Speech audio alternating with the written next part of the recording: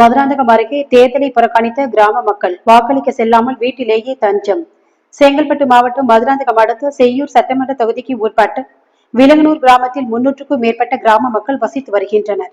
இவர்களின் நீண்ட நாள் கோரிக்கையான அடிப்படை வசதி சாலை, கால்வாய் மற்றும் இலவச வீடுமனை வேண்டும் என்று அரசு அதிகாரிகளிடம் பலமுறை மனுக்கள் கொடுத்தும் இதுவரை அவர்களுக்கு எந்த ஒரு அடிப்படை வசதியும் செய்து தரவில்லை என கூறி இன்று நடைபெறும் நாடாளுமன்ற தேர்தலை புறக்கணிப்பு செய்து தங்களது எதிர்ப்பை தெரிவித்துள்ளனர்.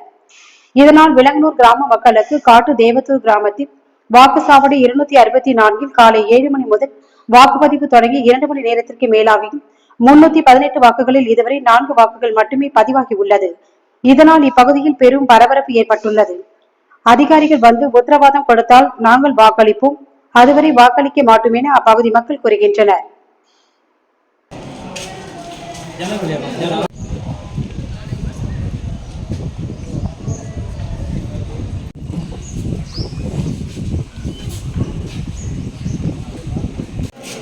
Hãy subscribe cho kênh Ghiền Mì Gõ để không bỏ lỡ những video hấp dẫn.